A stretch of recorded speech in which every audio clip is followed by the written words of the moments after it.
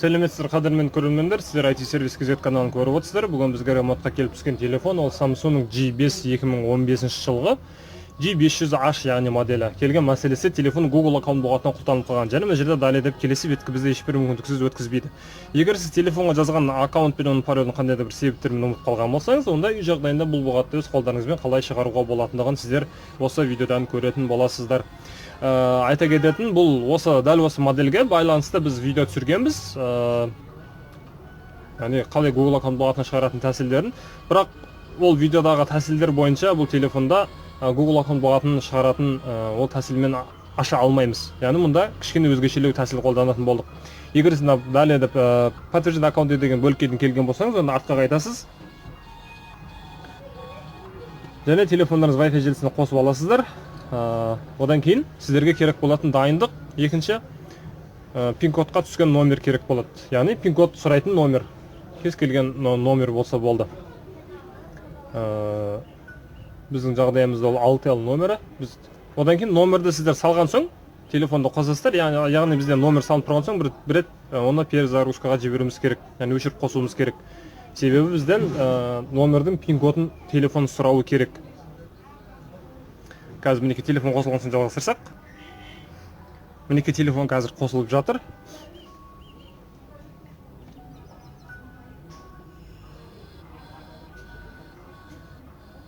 Пин-кодқа түскен номерді саласыздар қазір сіздер. Одан кейін бізде телефонда мінеке талбек функциясы қосылып қалған жаңылыспасақ. Жоқ, қосылып емес екен, өшіріпті. Егесі құлтап болған соң өзі ашып көрмекші болған екен, бірақ онда ешқандай бір іс-әрекеттерін жүзеге аспаған бұл айтқанда. Мінеке, қараңыздар, талбек функциясы қосылып тұр. Енді егер сіздер талбек функциясы қосылып қалған болса, онда минус пен плюс кнопкасын басып тұрып, талбекті сіздер уақытша өшіріп қоясыздар. Окей деп. Яғни белгіленген жерге екі реттен тездетіп, екі рет басасыздар. Енді басқа жерге басылып кетті, артқа қайтамыз. Енді мінеке қараңыздар. Сим-картаның пин-кодын бізден сұрап тұр телефон. Енді біз бұл жерде экстренный вызов дегенге кіреміз. Енді мына жерден қоңырау шаламыз, яғни 112-ге. Және айта кететін, қазір қоңырау шалған соң, яғни 112-ге біздің телефоннан қоңырау барады, яғни гудук барған кезде ол жерден оператор алады. Бірақ біз операторға ештеңе сөйлемейміз, үндеместен. Мына жерде қазір екі нүкте пайда болады. Мінеке қазір біз айтқаннан гөрі көрсетейік.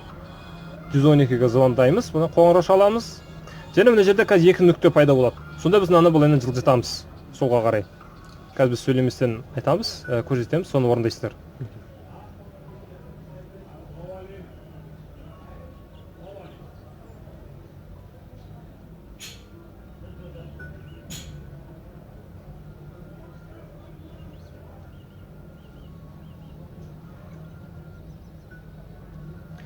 Және біз браузерге кіріп кеттік. Яғни интернет, біз жаңа сөйлемеген себебіміз, енді ар жақтың операторға сөйлесек, тағы ол түсінбей қалмасын дедік. Өйткені 112-ні білесіздер, шұғыл қоңыраулар. Кешіресіздер, клиенттер шалықтып қалды. Яғни сіздерді жаңағыдай 4 пин-кодты тересіздер. Яғни байқаған болсаңыздар екі нүкте шықты. Сол кезде оңынан солға қарай жылжытқан соң, ол жақта интернет шықты, біз интернетті бастық. Одан кейін басқан соң ол бізден пин-код сұрайды. Пин-код сұрайды, сол пин-кодты сіздер 4.0 тересіздер, яғни біздің жағдайымызда 6 нөмірін 4.0. Одан кейін интернетті басқан соң сіздерден екі браузердің белгісі шығады. Интернет браузер және Google Chrome браузері. Біз интернет браузері таңдалып қойған, сондықтан сонымен кіріп кетті. Кешіресіздер, клиенттер шалықтып қалды. Яғни осы интернет браузерді таңдайсыздар сіздер. Одан кейін сіздер интернет браузеріне кірген соң, интернет браузеріне жаңағыдай пин-кодты сұрады ғой бізден, 4.0 теріп болған соң осылай екі браузер шығады. Интернет браузер таңдайсыздар, одан кейін кіресіздер, мына жерге поиск или введите URL деген жерге adrom деп жазамыз, және adrom bypass деген шыға қойды, осыны таңдаймыз. Енді bypass Google аккаунт 2019 деген таңдаймыз. Және мына жерден бізге екі файл керек болады. Ол бірінші Android 5 Gam APK, осыны жүктейсіздер. Начало загрузка, енді FRP bypass APK деген жүктейсіздер. Енді төменгі жақта закладка деген болады. Егер ол сіздерде жоқ болса, Бұны жылдысаңыздар, ол шығады сіздерден. Мына жерде закладка деген бар, домашний деген соң закладкаға басасыздар сіздер. Одан кейін журнал, журнал загрузок. Одан кейін мында жүктелген екі файлымыз бар. Бірінші Android 5G APK-ны орнатып көреміз. Үстіне басасыздар, настройки, неизвестный источник дегенді басамыз. Разрешить только эту установку дегенді алып тастайсыздар. Окей. Установить деген таңдайсыздар.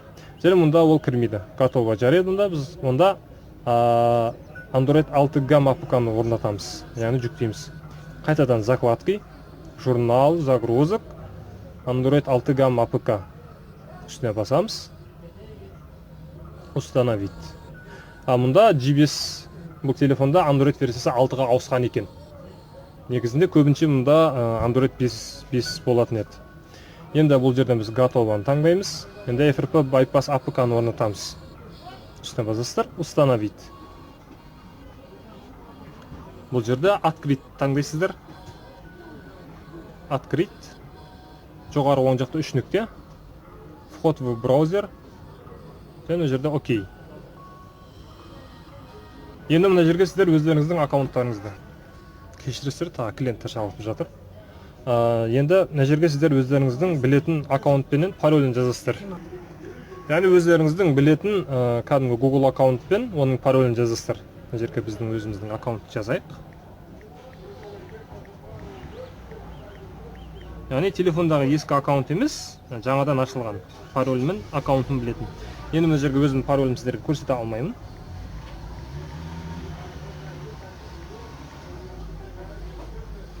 Енді мына жерге войти деген басамыз. Пароль жазылған соң вход в систему дейді. Енді осы тұрған күйінде артқа қайтып шығамыз барлығынан. Артқа қайтамыз. Артқа қайтамыз. Мына жерде войти. Енді начать дегенді басамыз мына жерде. Яғни көрдіңіздер, Android 6-да мына жерде экстренный вызов деген болмайды. Сондықтан экстренный вызовты біз сим-карта, пин-кодқа түскен сим-карта арқылы шығарамыз. Енді мына жерден далее бастапқы баптаудың барлығын қайтадан өтіп шығасыздар. Далее, принять. Қазір мына жерден ол бізден аккаунт добавлен деп шығуы керек. Біз кішкене сіздердің уақыттарыңызды үнемдеу үшін видеоны кішкене тоқтатып түсіреміз. Яғни келесі командалар шыққанға дейін тоқтата тұрсақ. Мінекей достар, аккаунт добавлен деп шықты. Далее бұл жерден кішкене күтеміз тағы. Кешіресіздер, клиенттер шалып қалды. Мінекей настройка электропочта бөліп төмен өтіп, не сейчас деген таңдайсыздар. Яғни барлығының пропустить, не сейчас деген сияқты өтіп шығамыз. Окей. Не восстанавливать. Тез өту үшін ол бізге қажет емес. Сондықтан төмен өтеміз. Пропустить бұл жерде. Согласно ауа райын несін алып тастаймыз. Позже. Ол бізге керек емес. Далее. Готово. Және біз телефонын G5 2015 жылы телефонды Google аккаунт болатына шығардық. Android версиясы 6-шы Android екен. Ол бұл устройстве. Талбекпен кіре алмаймыз. Пин-кодқа түскен номермен кіреді екенбіз. Сведение о ПО. Версия Android 6-да 1 август 2017 дейді. Енді біз телефон настройкасына кіріп архивация сброс дегенге кіріп, ол жерден сброс данных, сбросить устройство, удалить все деп телефон настройкасының ішіне бір толықты форматта жібересіздер. Сонда телефоныңызды келесіде қосылған кезде ешбір ақаулықтарсыз Google аккаунт сұрамастан қосылатын болады. Егер видео сіздерге ұнаған болса, видеоға лайк басып каналға тіркеліңіздер, сұрақтарыңызды комментарийға қалдырыңыздар. Біз оған міндетті түрде жауап беретін боламыз. Лайктарыңызды ұмытпаңыздар. Алда уақыты көптеген қызықты видеолар бізді күтуде. Сау сәлеметте болыңыздар.